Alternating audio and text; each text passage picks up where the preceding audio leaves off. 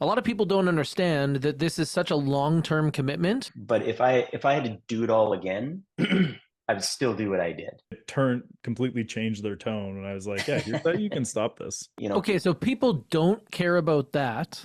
What do they care about? kind of aggressive. I don't know. It's a little aggressive for my style. It Hey, is. Excellent. you're here. Making Yeah, I'm here a couple make, times and probably going to be a third here. Perfect. And unfortunately, making we have Craig Knopfler in the audience. Oh, Taylor's, Taylor's making me feel So, bad with his fancy equipment here. Me and my AirPods. That's all I uh, got. oh, yeah, I can fly a plane from here. yeah. Hold on, let's see if I can do a air captain. Everybody, are you going? You're leaving in the air. Sounds I terrible. always sound so garbled. Yeah. All right. So, I mean, Scott, maybe give yourself the 30-second who are you for people who don't know. What are you talking about? I get to do Scott. Oh, you want to do Scott? Oh, Sure. Go for it. The hey, I look at like the this self guy. intro. I like to hear how people say it. Oh, okay. Well, we could do it whichever way, Maybe but you can be his hype man after when he's humble enough, and then you come in and be like, and here's all the other stuff you won't say. yeah, okay. I'm into that. Let's get Scott. You go first. all right. Well, I'm just trying to think. I think I know what this is all about, what we were on to talk. I talked briefly with Taylor last week, but I got in the business in 2003. So I've been doing this almost 21 years. Actually, I guess it is 21 years now. And the main thing that I did to get my business started was geographic farming. So that's kind of been my specialty from the start. I still do it today. I've taught our agents on our team to do it. So it's that's what I'm gonna try and fill you guys in on. Maybe I can help somebody out with getting that going. So now Taylor can hype me up. I don't know. Well, from Langley, BC. So, in a very Yeah. competitive market that has an upper end sales price, it's actually really difficult to take control of a neighborhood. Like when we talk about what's dominant for neighborhood farming, we're really talking about like 1 out of 5 signs is yours. Two out of five In signs that is area. yours. Yeah. In that case, like that is what so many people are seeking when it comes to getting business that way. But a lot of other people don't see all the benefits. Like you could walk to almost all your appointments. You live in a neighborhood that most people would want to live in, and you're also the dominant realtor there. That's like what most people wanted as a promise in real estate. You know what I mean? Hmm. Hmm. So you were able to accomplish that and hold it. And you've done this for such a long time. You've got such deep saturation. Like when it came into the time for your market to harvest going into pandemic, you were so well positioned. It must have felt Yeah. like you just couldn't lose. Yeah. Well, if you plant the seeds in the farm, it grows, right? It doesn't start out fast, and I think that's the one thing that people don't realize when they get into it is, hey, I've sent out flyers for 6 months into this area and no one's called me. Well, that's not farming, right? You got to keep going. You got to do other stuff. You got to knock on doors. You got to hold events. You got to, all that stuff goes together. So, Roughly Yeah. speaking, just for a reference for people, like how many homes are in your kind of farm area? so as a rule of thumb, anyone that's ever talked to me about farming, I always say start small, and then if you get bigger, get bigger. But don't start so big that you're not going to do everything that you need to do consistently, right? No. So in the beginning, I started 500-600 homes was it, and I consistently worked those, right? And now it's bigger. It's probably about closer to 1,200 that I consistently work. And then when I say 12, that's all I consistently door knock, right? A lot of mail goes out to the surrounding area, but still the core business that I get is from that area that actually see me face to face at the door. Can you tell me a little bit about that? Because so many people are concerned about door knocking. Like if I lived in your neighborhood, what would it look like if you were coming to my door the next time you're going to do this? So yeah, I don't. I mean, I think well, it was learned. The guy that taught me, my wife's uncle, I was kind of lucky. He was a Remax agent locally, and he'd done this basically farming technique that I do way back in the day. He started back in Richmond, which is just next when the airport, basically in Vancouver is. Set up his farm area there, did very well, and then he actually moved out to the South Surrey White Rock area and started all again, and it worked again. So I saw, and he actually taught another guy that used to be at my office the same thing, and that farm worked. So then I got in the business and I asked him all the questions. And basically, he told me back in the day, and still to this day, I tell other people that ask me, well, what do you do? Hey, Scott Mo, Remax, just drop in by a notepad. Have a good day. They want to talk, they're going to talk. I'm not like when I get guys knock on my door and they don't know that I'm a realtor, say, and they come out, hey, how's it going? Hey, Joe from Remax, anyone want to buy or sell? Like, no one wants that. They just want someone to talk to. And if you're low, I mean, a lot of people are actually happy when I don't do that technique, because I'm just kind of dropping an item of value off, backing up and saying, have a good day. Right? They're actually relieved that they don't have to buy anything at the door. They just get something for free. So, as well. That's why we had That's a someone pretty knock on awesome our house approach. yesterday, and my wife flipped it and tried to sell them on our company. And she's checking out our website.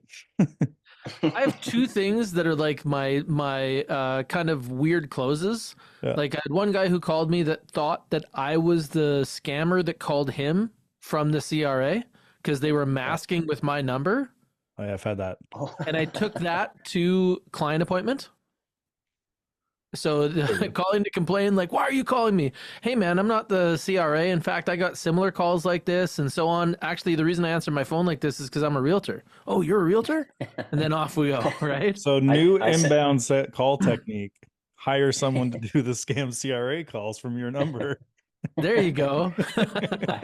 I send out, I mean, I give out and mail out notepads on quite a regular basis that I get like calls. I've had, I don't know, half dozen calls over the years from people like, hey, you did this or did that. And because they think, like, I had someone in Alberta, actually, Taylor, emailed me, hey, or called me, hey, I just want to thank you for leaving the note on my window. And I'm like, oh, what note are you talking about? Oh, well, you hit my car. I'm like, I'm sorry. It's like, oh yeah, you hit my, I'm in, Sherwood Park or whatever. And you hit my car and you left a note on my car. I'm like, what are you talking about? Can you send me a picture? So they sent me a picture. It's basically saying hey, sorry, I hit your car, and it's on my notepad. So they think it's from me. I'm like, no. It's like, no, it wasn't Bad me. luck. Yeah. That's so funny. Meanwhile, all the note says is, hey, I hit your car and people were looking, so I left this note. Yeah, exactly. That's probably what it was. I'm not leaving any contact info or anything. So Scott, I want to break down some numbers a little bit and let me know if I'm way off. I just want to give some ballpark. So you're saying that you farm 1,200 houses, right? Yep. Most realtors would say that out of 1,200 houses that you'd probably divide that by 5 and see like maybe 220 listings, 250 listings out of that group per year. Is that off? Yeah, it is. I mean, back in the day, it probably was better, but it's a bit more of an older neighborhood now. When I first started, it was older, and then there was brand new development heading right next door, which is kind of why I picked it, because the old wanted to get the new. So now that it's built out, there's a little bit less activity in there. But that's kind of a good calculation, I would say. You really got to look at the area that you're thinking of farming first off and see if there's anyone else that dominates in that area, because there's so much real estate out there. You might as well pick an area that no one's really dominating. Like if someone looked up the area that I work, they'd be like right away, like, okay, where else can I door knock? Because this Scott guy seems to have a pretty good handle on this neighborhood. But if anybody else has more than 10% market share, you will have to spend too much. Like it's an uphill battle, less right? expensive to defend than it is to attack. And like if Scott already has all the bus benches, 2 out of the 5 signs in the neighborhood are Scott's, like I'm going to have to outspend him 10-1 to break that. Yeah. And not going to be worth the squeeze. So that's an interesting point there. But you were also saying that like you had targeted this neighborhood based on its relationship to new development. Mm-hmm. So if you did find some place that was a low competition space, is that kind of like, how would you know if that's the case? Well, if it's low competition, just look on the sales, right? If you think that you're going to see the flow that you did, like what indicated to you that you were going to get these people moving to the new development and it was going to be like a big shift change in this neighborhood? Well, we're talking 20 years ago when the average house in that neighborhood was probably $250,000 now. I'd say the average price on that house is 1.4 million.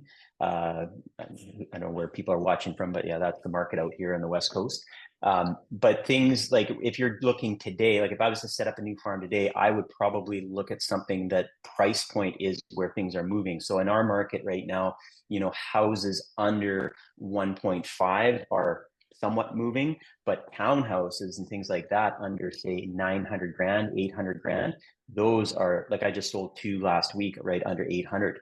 Right, my house, I got houses for sale. I got quite a few that are getting showing, but they're not selling. But if you got a spot that price point is good, lower, right? So there's turnover, people are moving, maybe upsizing, downsizing, and there's not one agent in that area that's really dominating. I think might have something there. And you also got to feel comfortable. I mean, when I started, I used to live in Richmond. I grew up in Richmond and moved out to the Cloverdale, Surrey area to start my business because I took a look out here at what was happening and I felt comfortable out here. It was still kind of the area where the kids rode their bikes, people were okay answering the doors. It's just a real community feel. Back in Richmond, I mean, it was great growing up as a kid, but by the time I left there, when I was in my late 20s, things had changed. It was becoming a big, busy city, and it just wasn't the feel that I was looking for. So that's the other thing you want to think about when you're setting it up. That's some good perspective there on what might make it a good farm. And I like that you touched on look at what's selling now. A lot of people don't understand that this is such a long-term commitment that you wouldn't want to marry something that's going to take too long to mature because it won't work. Like this is still difficult enough that you got to choose your targets. Yeah. Like I think too many people, like, because I talk to agents all the time about like trying to pick a farm area, and so many just focus on, well, that neighborhood has a really nice price point. And it's turnover you really want to have. Like you need a good turnover ratio in that neighborhood. It's never going to work. Well, that's the thing, right? I think some agents also like target that high end. Like I can tell you right now, Maybe a like luxury agent. I've got a listing for just close to $5 million in a nice area here. Yeah. And it's slow, like, not much going on there. So if you're just targeting luxury properties and that's your target for your geographic farm, well, you're going to have a problem when the market shifts and no one's buying that stuff, right? So Yeah, that's something that I saw in my market as well, because my market had been the slowdown that the West Coast is experiencing now was my daily for probably 8 years. Is that slow slog, luxury took the biggest pounding. And if I would have set up camp in anywhere but the highest likelihood for buyers and sellers, like the middle of the market, I probably would have really struggled. And I see that mistake over and over again. yeah, yeah.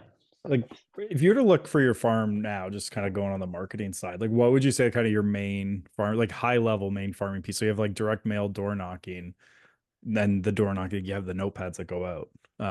What's kind of like the other pieces you have of your farming strategy? Yeah, so community stuff. So if there's anything in that community that you can sponsor, like we do a lot with a local elementary school in that farm area that I work. So every year I'll donate some money for their yearly kind of country fair that they have. And that's good. You get a bit of marketing on that, and people just, the goodwill that goes with that. Other events like I used to do door-to-door pumpkins every year. And I had, since COVID happened, I stopped during COVID because I didn't think driving around Neighbourhood and dropping pumpkins off on a big trailer with a bunch of people all unmasked was going to be a good look. So we didn't do that. But the last couple of years, we've done it at a local market. And again, I market it to the farm. Come on down to the local market, grab your pumpkin. We'll have face painters. We'll have all this other stuff. So that's another thing you got to do. And then we do also a yearly garage sale. So at everyone's house, you basically register with us. We put you on the map. We do all the marketing, put up all the signs, the balloons that morning, and everyone holds the garage sale at their house. And that's a big event because that day that happens, there's Mo signs everywhere in the neighborhood and people see it. I mean, I also get calls of people that aren't super happy about it because they can't even find a parking spot on the street, right? But it's just a nonstop. I mean, Taylor mentioned the bus benches. I mean, yeah, in that area, I own pretty much all the bus benches there. I do have a couple out of area, but I mean, I could take all the money I'm spending on those bus benches and scatter them around, 20 kilometers in every direction. And I just don't think they would have half the effectiveness as they do all in one spot. Because you drive through there, you see the signs, you see the bus benches, you see the event happening. Like it's just, it all goes together. Go small, and out of there will Yeah. spiral everything else, right? Yeah. This is a Bus benches reminder. make me crazy. And I want your Hey, perspective on this as well, Andrew. But bus Yeah. benches make me crazy because, like, the first thing I do, or the first, what I see is from agents coming in, especially if they're coming in from another industry where they do have some money, because most new agents are broke. The first thing they do is a splash of bus benches that we all watched for 3 months. It's like the January crew at the gym, and then they're all gone. Most Uh, agents that are established with bus benches, they don't actually like know how they work. And I think that they are the icing on the neighborhood farm cake. Like you shouldn't actually do bus benches unless you're starting to get that 1 out of 5 listings in that neighborhood, because you need people that know you to kind of like support that and have associations with you that complements. Am I wrong? yeah, I talk about this a lot. Like when we talk about like the wheelhouse marketing system is like a lot of people come in, like they'll look at Scott. Like I'm sure new agents will come in, look at Scott. Okay, I'm just gonna copy him. He has this, I'm gonna buy that. But like you have to look at what Scott was doing back when he started, not what he's doing now. Like I think if you're doing under 20 deals a year, billboards, bus benches, all that stuff is like the biggest waste of money you can do. If you're at 100+ deals, especially, like I would buy every single one in our area we could find. Like put a standing order out. If one comes up, you buy it. yeah. But like there's differences. I would never do that as a new agent. Like it wouldn't make sense unless you have the budget to hold them for a couple of years there. I But mean, other, when I first started farming, like I didn't even use Canada Post for the mail. I would door to door put my newsletter in the door jams of every house every month. I would go around with these, yeah, right? And people, I didn't have the money to mail, right? And I think one bus bench. That was it. Just, I was spending the money on the bus bench. I was doing the mail myself. People start to see that, starts to build, and then you start to get some money that you can do some other things. But yeah. yeah. And just a So reminder to what's the people here order? live, you can ask questions at any point. Like, so if you have something you want to ask Scott about farming, or Taylor and I, obviously, put in the chat, put in the Q&A. If you're camera shy, or if you're not camera shy, we can even promote you up just to ask the question live on camera. But otherwise, yeah, don't forget you can use the Q&A if you're here live. That's the big advantage of showing up in person. So Scott, you dropped me into like a new neighborhood. I've already done the vetting. I already know what the competition pool is like, and it's looking good. I know the turnover rate, and it's looking good. You were saying that the first thing I should do is just like spend the first part of my money on notepads and then go door to door until I get them all. Yeah, I would. I mean, in order there, I would probably start with unaddressed ad mail to that neighborhood, kind of promoting your brand. Maybe try that for a couple months with a newsletter, or just if you just sold a house there, just sold card, just listed card, and then then I would get some notepads, probably print it up, and I would just head out and systematically just start doing the neighborhood. Every every time I used to do it. You okay, buddy? Yep. 4 to 7 p.m. is the other thing I would say. That's probably the prime time to make sure everyone's home. I think I think it's kind of gotten a bit different now since COVID. I feel like more people are working at home.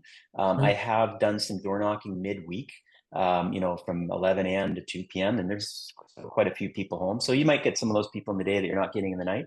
But yeah, I mean, start the mail, get some notepads or some other item of value, chip clip, sports team magnet, schedule, those types of things, and head out. Hey, how's it going, Scott? Remax is dropping off this thing. Have a great night. You might get someone, oh, hey, I see you sold the house down the street, and then they want to talk, and then just carry on, right? So do that. Do the knocking 3 times a year. I know that's tough, but you can do it if you just do, 20, 30, 40, 50 homes a day. It doesn't take that long. And just keep going and don't give up. Here's a Don't give up question after a from year or 2 years. Greg, who Yeah. does a lot of farming as well. So he has a really good, solid business in Curtis. He says, how often are you door knocking? How often are you sending out mail via Canada Post? And are you using QR codes to track? Yeah. So when I first started, 3 times a year minimum, I'd say 2, 3 years, and it's a lot, but it's good. Then you can dial it back to probably twice a year, and I'm currently at about I'd say, if I'm being completely honest, once a year. But like I was just out in the spring, I did a little bit of the farm, and the rest I'm probably going to do in the fall. But like I say, I'm like I got kids that take their picture with me when I'm walking down the street. They say, "Hey, mom, take me a picture with Scott," like because they kind of know me. So it's you gotta do a lot of door knocking at the first time, and then you can scale it back to like once a year. Just keep your thing. Mail, I would do minimum once a month, design up a newsletter with local events, listings in the area, things like that. I'm not into the canned cookie cutter stuff. I think if you hire someone to design it for you, I think that's way better. But at least once a month in the mail, and you can even in the spring, when the market's busy, do that plus a just listed, just sold kind of card, right? Now, how So often are you yeah. sending out mail? Are you doing once a month, or are you going way more Oh often? yeah. Minimum once a month on that, and then we're also in a local. It's called the Real Estate Guide here on the West Coast. I don't know if you have it back east there, but it's basically like a real estate. I don't even have one here, but it's got listings in it, and there's not a whole lot of realtors in that, so that also goes in the mail as well. And QR codes, yes, we are using those to track. I've got different QR codes on different marketing pieces, so I kind of know how many people are doing it, and different landing pages that those QR codes go to. So if someone fills in the information, it's nice to see. And what's your main call to action on the mail that goes out? More service, more results. But hey, actually, I'll give credit to my brother-in-law, Trevor Miller, who's also a realtor with Remax in White Rock. He actually came up with that when I first started. He's like, what would it be my tagline? He's like, more service, more results. And I'm like, hey, I do it. So people Done. actually call me Mo, right? I mean, my last name is Mo. I don't care what they call me, but they remember. As long as they call.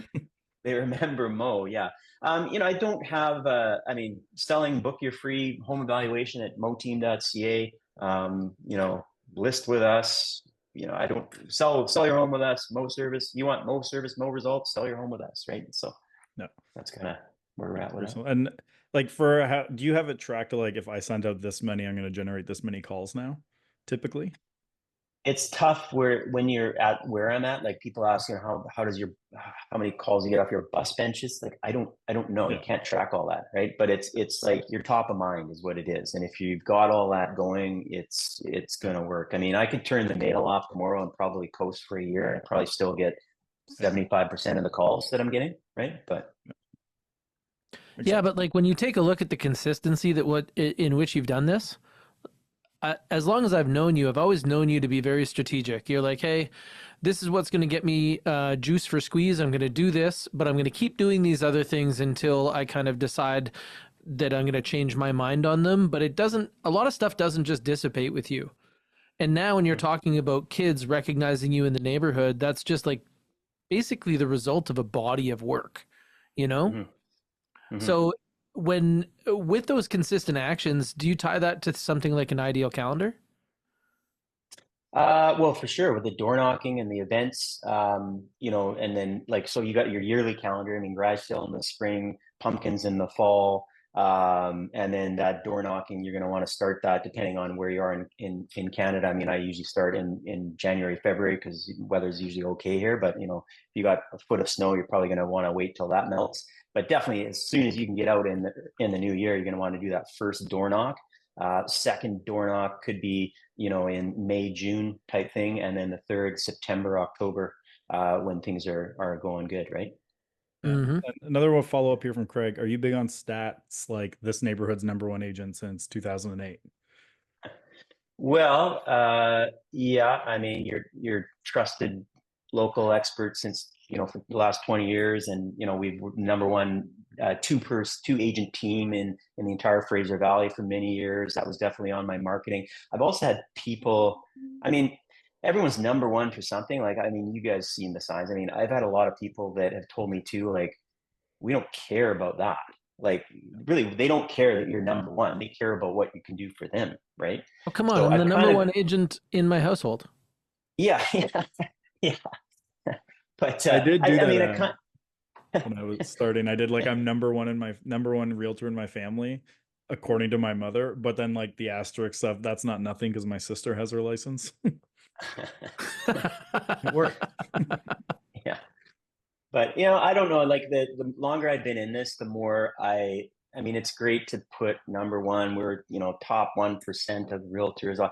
I mean, I think it's kind of like getting old though, in my mind. Like Okay, so people don't care about that. What do they care about? What do you know that has like real grip to it? well, they care about how you're going to showcase their house, right? I mean, you got to provide that wow factor that the other agent down the street with a listing doesn't have, right? So, whether that's drones and marketing materials and high quality, videos. I mean, all of our videos, I try to be on them, right? So that I'm front and center. So it's like a open house on YouTube nonstop. People see that. But yeah, I mean, you just got to be different. I mean, all about the service, Taylor. I mean, I sent you a referral not too long ago, and they were just blown away with everything you guys did over there, right? So, Well, I appreciate that. We feel really nervous when it's like a buddy sending you something. You're always just like, Don't okay, screw it up. Don't screw it up. yeah. So I go into the team and I just make sure that Yeah. they know nobody's going to eat until this is done. yeah, No, that's not how it works. But kudos to Cordell for making that happen because that was something that is exciting when you have people coming in here from other places. That's one thing that we have right now is a whole bunch of migration. yeah, And for I sure. A know, lot of people moving out that way. yeah, and I'm wondering, like, you're seeing kind of the phase change in your market. So some of the things that were really easy sells before are less so. Maybe the heat in the market is in different places. Mm-hmm. Fair to How say. does that change your strategy? Is your strategy still going to run the same when it comes to this, or are there things you do differently? I wouldn't, to be honest, I don't think there's much that we do differently. I mean, I still, when a house was selling in a week, I would still do all the marketing that we do now. And again, that video is big for me. Like, I mean, if you can get a nice listing video that you're speaking on and professionally showing the property, I mean, you can cut that into, Reels, stories, YouTube, like all these places you can market that. But now even more important is that marketing piece, the video and all that, because I mean, now it's running for a month, right? Or whatever, if the house ain't selling right away, you got to have all that stuff. So, but Mhm. like I said, there's not a whole lot of money other than the fact I got to maintain the marketing of these videos longer, that I'm not spending now that I was when the market was hot, right? I mean, you might want to start targeting different things. Like I think I mentioned that townhouses, I mean, things are selling good with those. So if you got a townhouse right now, get it on the market, right? Like it's good. If you got a house, an expensive $2 million house, well, no panic because only two of those in the neighborhood have sold in the last 6 months or whatever, right? So Mhm. yeah. I'm curious on That's the kind of neat. marketing side. Like for you, like when you're looking at things you've done, is there anything that stands out for you as like, here's something we tried and it didn't work?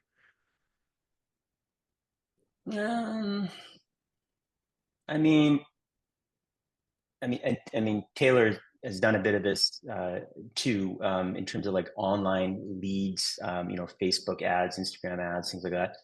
The they work, but if I had to do it all again, I would still do what I did. I would still take the time to nurture that farm area and just work it for years on end, knowing you're not getting payback until all of a sudden, because that pays you for life, Yeah. right? And the now leads, I mean, I mean, what's the name of this podcast? The leads are crap Leads or are shit. some other word. Leads are shit. I mean, I don't know if they're shit, but they're a lot of work, right? Like Yeah. those leads are way more work than somebody that calls me from Yeah. my farm area that says, "Hey, we want to sell our house," right? Those guys they know me already, right? So, So many people are so different. Like for some people, they would think that having to door knock a whole bunch of houses in order to get leads is shit. And other people, they're like, no, no, no, you don't understand. This is a big win. And meanwhile, they're like, man, those online leads are shit. So you really also got to know yourself. Like, what I think grind would you want to do? Yeah, I think people though it's the same thing. When they go door knock, they expect gratification right away. They don't get it. Like I just door knocked, 5,000 homes in the last 6 months, and I only got one listing, right? Like, well, how many is that your first door knock? Like you got to door knock those 5,000 homes 20 times over the next 5 years to actually have traction, like, Mm-hmm. so It's like, yeah, like we that's talk why you go about it. small, right? That's like the first episode of The Leads Are Shit was kind of talking about how that's a bit of a misnomer. Like when we look at you're generating these really high quality calls now, you've put all this work in. If you're generating leads, you're getting them here, then you have to put all that work in. Either way, you're still putting all that work in. It's just before or after you generated the lead. You're generating them at a much nicer point now for your life. But if you Yeah, get them yeah, here, you still got to do all that work. Because yeah, for technically, sure. if you were to measure it, Scott's having fewer introductions than somebody who would be working web leads for the same result. He's having fewer meetings and more nurturing. So less outreach and more nurture. By the time that so many people will work with Scott, they've already seen him in person, what, like half a dozen times or more? What Mhm. agent Plenty. has that warm walk in when you're coming to list their house? Yeah. Yeah, yeah, yeah. I mean, the majority of the time, I mean, I'm usually, I don't, you never know for sure, right? But I would say I'm possibly the only realtor they're speaking with, when they go to sell their house, which is another a big, big thing for that, because if you're competing against, I think my record was 12 agents I was competing against once on a listing. It wasn't in my farm; it was like somewhere, and I won that listing. I was very happy about that, but um, you know, it's a big thing when they already kind of know you and trust you that you're going in there. So when that phone rings from the farm area, that that's a grade A plus lead. Like they already want to work with you, right? So yeah. Andrew, you see a lot of marketing that may not close leads, but it actually closes appointments. Yep. And this is one of that. Like you had so much momentum going against those other agents in that high competition listing because you own the neighborhood, you know? Mm-hmm. Well, that Yeah. wasn't even in the neighborhood though. Oh, that one wasn't. Yeah, it was kind of an outside one. I don't know, how did this guy get my number? But yeah, Oh, sweet. Well, in competition in your own neighborhood, like you're the incumbent, right? yeah, yeah, yeah. Yeah. Like in your own farm area today, like how often do you think you're in competition? Like what percent of listing appointments? 25% maybe. It's pretty good. Nice. How, Yeah. like, do you track how many of those you win? Yeah, I do. I don't have the numbers, but it's probably 75%. I would say I win on those, maybe 80. Yeah. It's pretty good. Yeah. Hmm. There's kind of like two other agents in the area that are kind of like number one. And, Yeah. one of them has a huge team.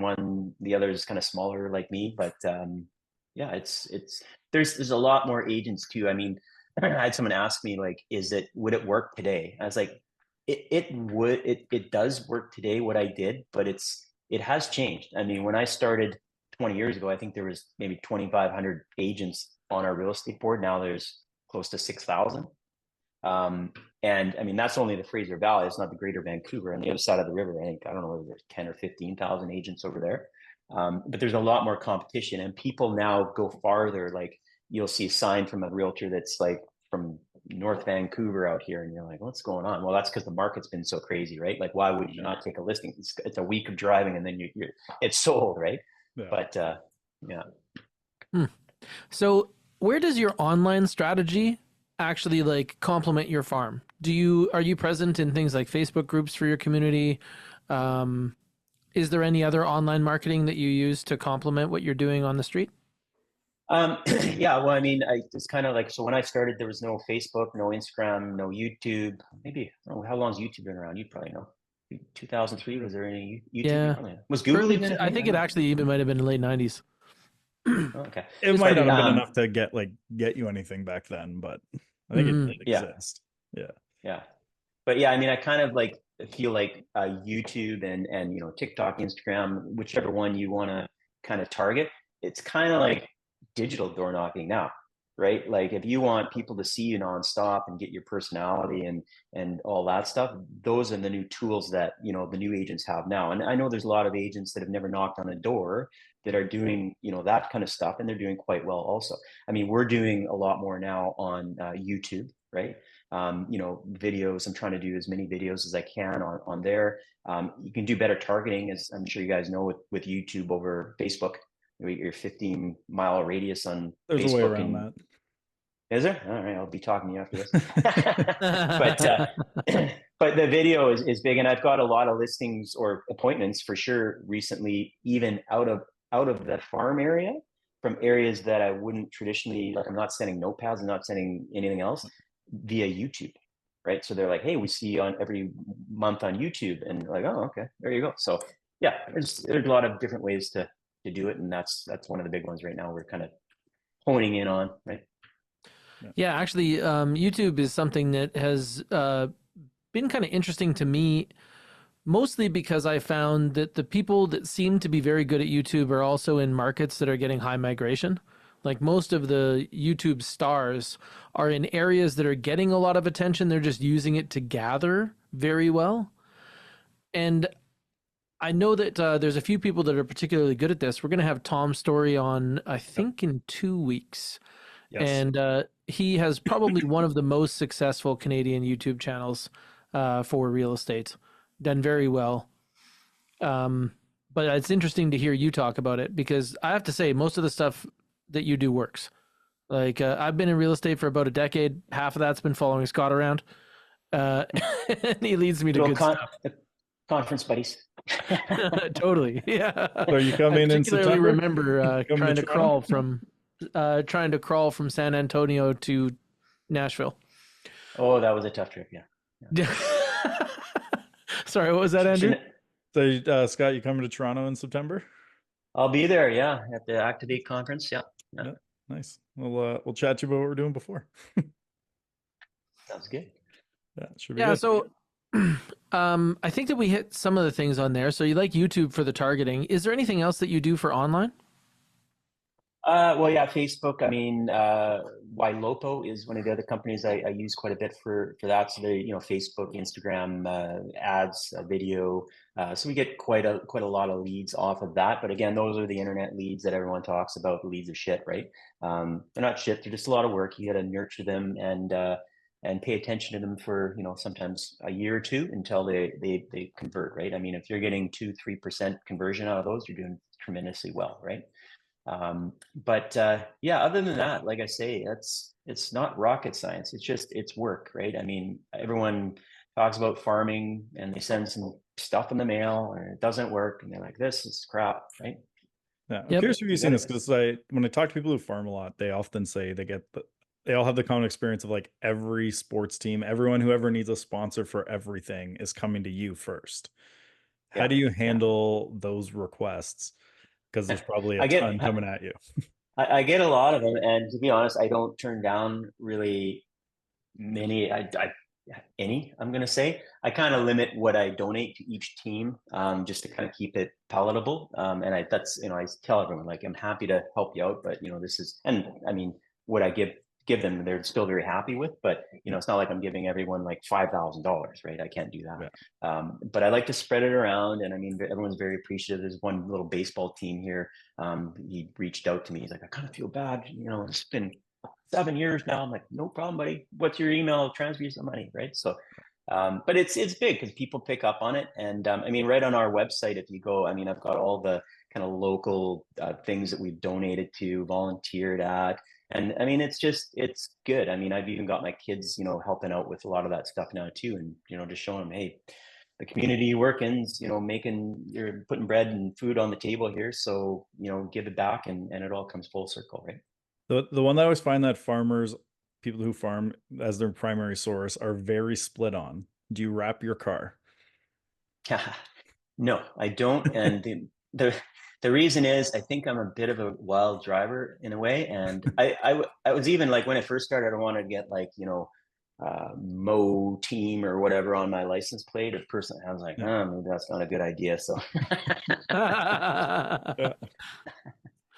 Yeah, I've heard. So that's one reason I always hear against it. The only other one I hear against it is sometimes clients don't want people to know you're at their house. I get asked that. Yeah, is your car wrapped? Our neighbors don't know. Yeah. Can you park a little ways away? Then walk over. Andrew, when you think about farming and online strategies that are complementary, what comes to mind? So I would do like similar, like say I had to go back to farming and I went back to real estate sales today and I farm my neighborhood. I mean, I'd probably bring back over a pint, but with local businesses. So basically, in-person interviews with local businesses. And I'd start at like the list of businesses that people love and just start there, work my way down, interview them. Basically, full on promo for them that has nothing to do with me. Because especially when I'm starting out, I also have to kind of borrow the trust the community has in them. Me just being with them is going to help that out a lot. Plus, now I'm building the relationship with these businesses to try and help generate referrals. I mean, the other one that you and I, Taylor, talked to a lot, I'd probably look at starting my own news company for like basically become the local newspaper and build that out, like someone how I bought REM. Yep, that's I'd a look, powerful idea. yeah, like I'd look at. Did It's not a crazy who I froze? investment. got you. Andrew I froze. got Is it you. me? Yeah, I can Yep, hear I got you. you. Can We you got hear me? frozen Andrew.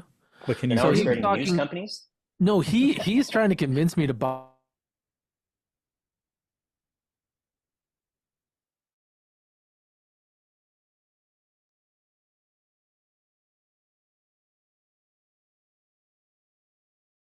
little bitty newspapers. Yeah. Welcome Yeah. back. I don't know what happened there. It's Okay, well, left I my mind. basically talked about newspapers while you were gone. So we talked about Okay. like why to buy them and Yeah. why they're a gap right now. They're probably a good purchase because they're undervalued. And this is coming from somebody who just purchased an undervalued media company. Yeah, like it's a huge opportunity. Like in our area, like especially if you did a neighborhood one, like you just did a here's what's going on. Like I would start an online newsletter once a week that's like here's what's going on in the area, send that out, and then you just have a real estate section. That real estate section Yeah. is your stuff, but the rest of it has nothing to do with the community. And then you kind of start by curating other people's news that's out there. And then eventually you start creating the news that, or you just go and buy an established thing if it's already out there where you are. But if you have an editor and you give them a little bit of a budget, like with one and like a half employees, you can run a fairly basic like local news company. And then you're just Hmm. selling the ads to yourself basically. And then you can throw IDX on there and all that and start generating from there. Um, and then if you want, you can sell ads to other businesses that you like. And no other realtors, I Yeah, you don't have to. I built them all So out. You don't see that many social companies advertising in REM. guess. that would be your first thing is to try to basically so if I'm following your thought path there, is you're saying that there's a conversation happening and so you can just ride on it. It's already like an existing flow for distribution. Yeah. Without that, what else would you do as a complement to a farm? So, I mean, online specifically, I mean, kind of like mentioned very brief there, like I know how to get around the housing category, so I would run massive ads to that area. And basically it's really simple is you do non-housing videos. So that could be like those episodes talk like interviewing a local business owner. You can hyper target that video just to your neighborhood. But then when you run your housing category, it only shows the people who watch those videos. So I'm putting a big spend behind those, not just for the branding of get this out in front of people in the area, but also to build a retargeting list of only people who live in the farm. And then when I put Right. out Right. my real estate ads, it's only going to those who watch the videos that were hyper targeted. So I know that like my hire me ones are only going in front of the right people. So again, just Brilliant. keeping that in there. And then I just go right today hard on reels because they're doing the for you feed stuff where it just like 50% of my views now aren't even people who follow me. And that's a pretty consistent one on like, and some of them go as high as 80% non-followers. And if you like start tagging it the right way, putting the right info in there, it's going to start getting in front of the right people too. And just go hard on that. And then we just message everyone. I've been kind of hearing that lately that don't worry about your followers. It's all like the algorithm now, right? So you do like, but if you're looking at followers, you want to treat that as that's a new lead, right? So like I didn't do it to you when you followed me because I know why you followed me since we brought you on here. But like most new followers I get now, I'll send them a DM as soon as they follow saying like, hey, thanks for following me. Are you here for the content or are you looking for help to grow your business? And if they Yeah. say looking for help to grow my business, now I'm going to kind of put them into a sales flow. For Right. everyone else, I'm like, great, well, what kind of content do you want to see type of thing? But like Yeah. you like every time if someone goes and follows like the Mo Team Instagram account, for example, that you got to look at that as like, that's kind of a lead. So It's like a phone call. yeah, just send them a message, be like, hey, thanks for following. Are you just here to kind of, because you're curious about the market, or are you planning to move? Anyone who's planning to move, they go into qualifying. Everyone else being like, try and get some information from them, what type of content they like to see, to give you ideas on what to create. Yeah. But Cool. not I enough haven't been people doing DM. that, so I learned something new, and it's only 11 or almost 12 o'clock Vancouver time. There you go. Easy. Well, there's lots of Yeah. things that there's a lot of people like the big thing before was geofencing. Everybody was talking about geofencing, and now that's starting to go away. And you were mentioning like audience or algorithm. It's the same. Everybody is trying to essentially build a road between you and your consumer, and then charge you a toll to go over it. Yeah. So That's they what's want great to know a about lot my, about their consumer, a lot about like what's interesting to them. And then if you play the audience, you don't really have to worry about the algorithm. If you know who you're trying to talk to, the computer just wants to feed that to them anyway because they'll watch it, you know? yeah, it's like, I don't, everyone always asks like how we stay up to date on all the algorithms, and I'm like, I don't that much. I just like, I know Instagram wants to keep people on Instagram for as long as possible, and, and have them enjoy the experience. Twitter, they don't have to enjoy the experience as long as they come back. Google just wants to serve the best answer, not necessarily keep them on there as long as possible. So it's like, okay, I have to, if as long as I'm focused on that, I don't have to worry about the changes, because the changes are going to go towards making sure that result is promoted first. So I just focus on like doing what I know that platform wants with the content, and that normally keeps you up to date on the front. So I want to know, as a neighborhood farmer that's been in the same community for a long time, have you sold the same house through multiple groups of people? Yeah, I think my record, I maybe 4 times or something. The same Four house. times with like different owners? Yeah, yeah. Yeah. That's pretty slick.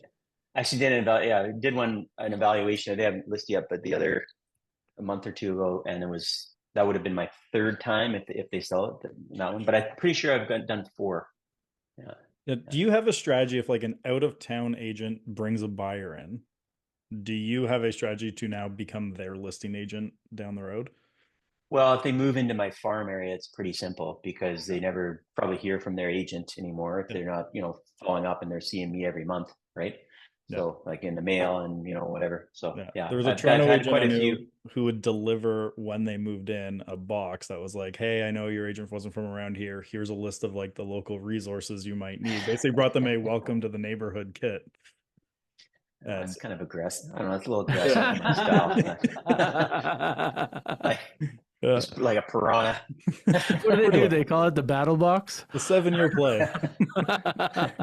They like wait for their realtor just to leave and then walk in right after him. Yeah. Yeah. But if you're door knocking, it's pretty cool because I mean you kind of know, like I've got a map of the houses and I'm old school. I got a clipboard and I got the printouts and like, yeah, I'll go before I do my door knock round sold in March, and it's September, October of the following year, and you go back to the door. I'm like, hey, you guys just moved in last year. Welcome to the neighborhood. Oh yeah, we know you. Yeah, nice to meet you. Here's just notepad or whatever, and you've kind of done that intro, and then you just kind of they're in the flow from then on, right? Every year you're kind of seeing them, they're getting your mail. So I haven't dropped off a box of welcome to the neighborhood.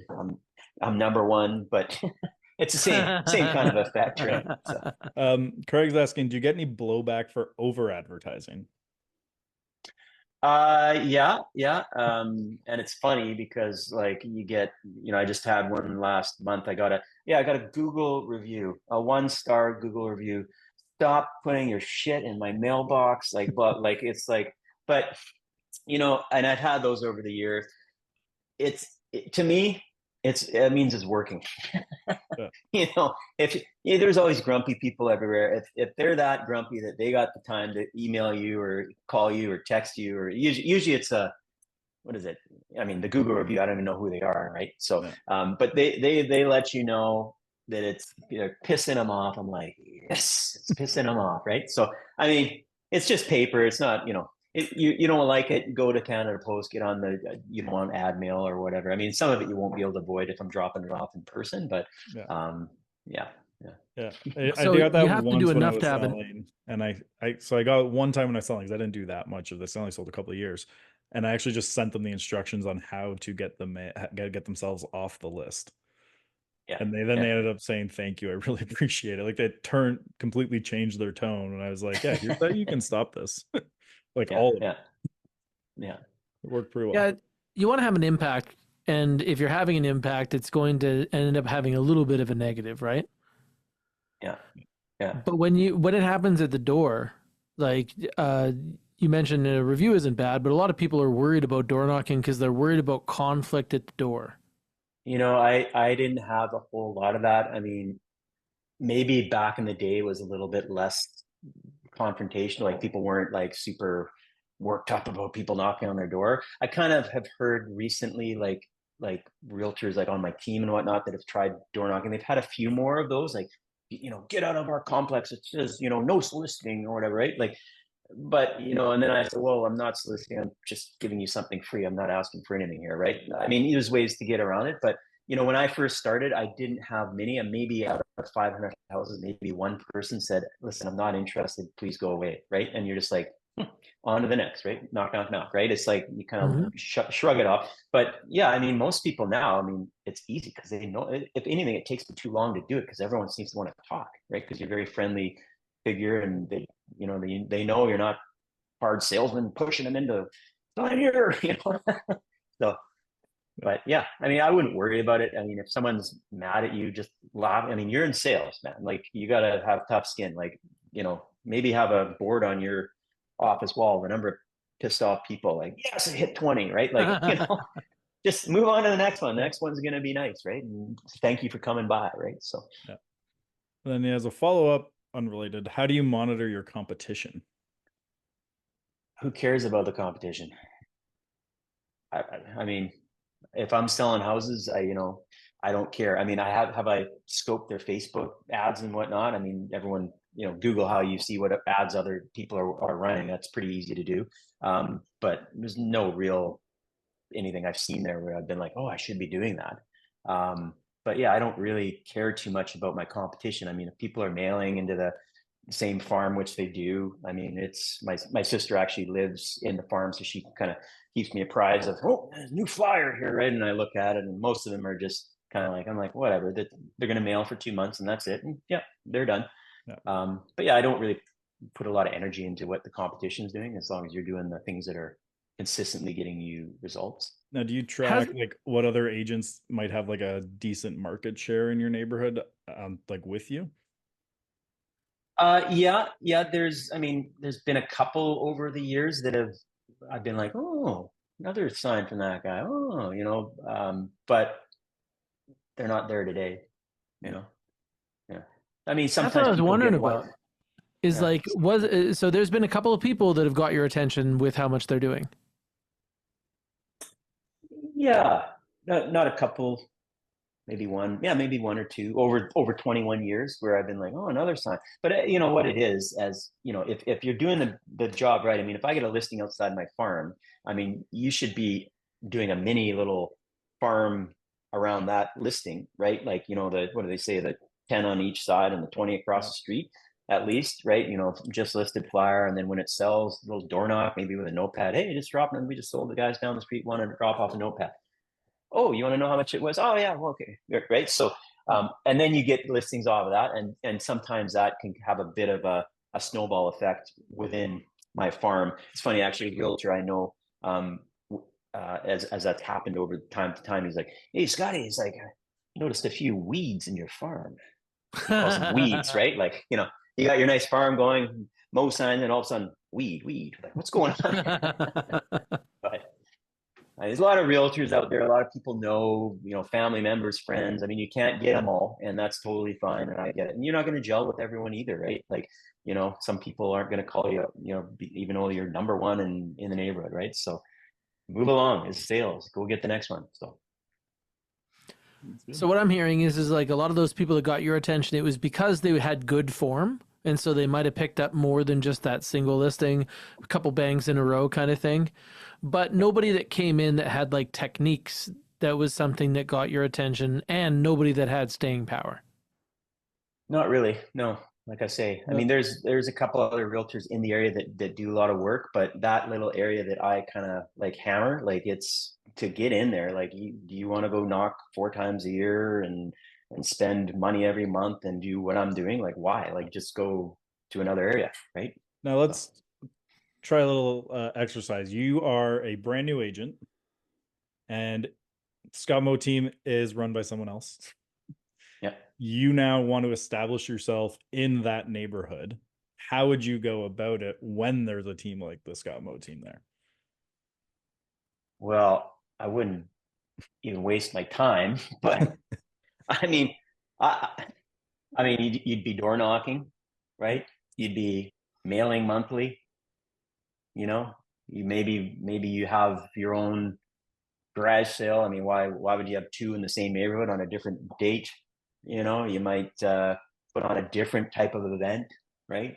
Um, that kind of thing. But yeah, I mean, like I say, I mean, there's a lot of neighborhoods, and I could pick a couple just off the top of my head where I know there's no one that's dominating them, right? No one that's door knocking them. So do your research, look at, cordon off that area. Who, like, go back 10 years.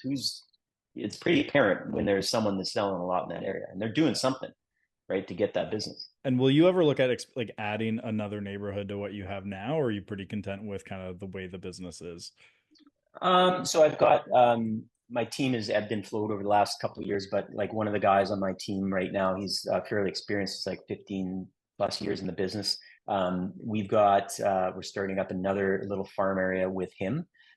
So that's the way that I would possibly do it. I mean, personally, I just turned 50 this year. Just got a dog last week. Like I'm tired now. Taylor. Yeah, you saw my Instagram post yesterday. So Um, good. but yeah, I mean, personally, do I have the energy to do it? No, I've kind of put my time in. I'm going to keep that farm growing that I've got. But I mean, other agents on my team, like, yeah, I'm coaching them to do that, and doing basically, doing what I know, repeating. But yeah, just different area, same kind of stuff like we talked about. It will work. So. And When are you going to package and sell the Scott Mo Farm program? The Mo Farm Mo Results program. You know what? I was actually thinking about that now with all these tools. I mean, and you know better than anyone. I was just listening to that other podcast you were talking about AI. I'm sure I could probably take what I've just talked about here and write a book, right? And Mhm. and publish it. So you can look up Dean Jackson's 90-minute book. yeah, there you go. They interview you for 90 minutes and then they write it for you. Was it right? Yeah, Yeah. there you go.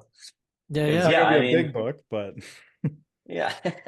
Well, and it shouldn't be a big book. Like I say, I mean, people complicate it. They overcomplicate it, right? You got to put in the work, get face to face, belly to belly, consistent, do it, and it's going to work. And do you have an exit plan of like, hey, at this point I'm not going to want to be selling anymore. Here's how we're going to handle that. Well, yeah, I mean, I may end up selling the team to another agent, maybe the guy that's on my team, maybe, someone else, down the road. That being said, it's real estate's one of those things. Like, I always say I'm not going to be that guy that's 90 years old still selling real estate, but it comes pretty easy when you're pretty established. Like, even if I cut off all the marketing and the door knocking and all that stuff, I mean, just my past clients, they call on a regular basis. And if I had the team handling 90% of the business, and maybe I'm taking less on what we're earning, that could be kind of the semi exit plan as well. Yeah. But yeah, hard concrete stop date. No, I'm not there yet, but we'll see if this dog wears me out. They're only a problem for like a year and a half, and then you're okay. And what do you call it? What do you call this new dog? His name is Harlow. Yeah, mini Harlow. golden Nice. doodle. Yeah. So good. Well, as we wrap up here, like Scott, we'll probably come back to you. Andrew and I like to work on projects, and one of the things that we want to talk a lot about in doing the leads or shit is taking apart things and working on them out in the open where people can look at it. So even talking about some of the things like online upgrades and things like that to your farm, that'd be definitely interesting because you have such an established, well-functioning farm to test in. So I'm sure that we'll circle back and have you again. Yeah, sounds good. Well, it's been really fun chatting with you guys. I appreciate Thanks for it. coming on. Hopefully, I've added some value to whoever watches. And yeah, any questions? I mean, don't have a ton of time, but I'm happy to, if anyone reaches out via email or whatever, happy to answer any questions that you guys have. So. And if they want to reach out, what's the best way to do it? Well, my website, moteam, MOE team.ca. You can hit me up on the contact thing there. It goes right to my email, so I'll get back to you on there. Or Facebook, Instagram, all those other fun things. Although, what's with a Facebook business messenger? All it is spam stuff. Junk. Like I'm apparently going to get arrested every day. My account's being shut down. Yeah. Like can't they fix it all looks like it's coming from Meta I get about staff. 30 a day because we have like 500 different pages with all the clients we work with. So I basically have to ignore business page messenger notifications entirely now. Yeah. That's why I'm so focused on Instagram, because they don't come to Instagram. Yeah. And that's where we make money now. Yeah. Crazy. Gotcha. Yeah. All right. Well, thanks everybody for joining us today. Good to see you again, fun. Andrew. You too. It's been fun. Scott, thanks for coming, man. I always enjoy spending time with you. It's been a little while since I saw you. Gonna see you in September. Going to Toronto. Looking forward to catching up in September. And thanks again, guys. Have a good day. Thanks for coming on. We'll chat soon. See you, Take everyone. care.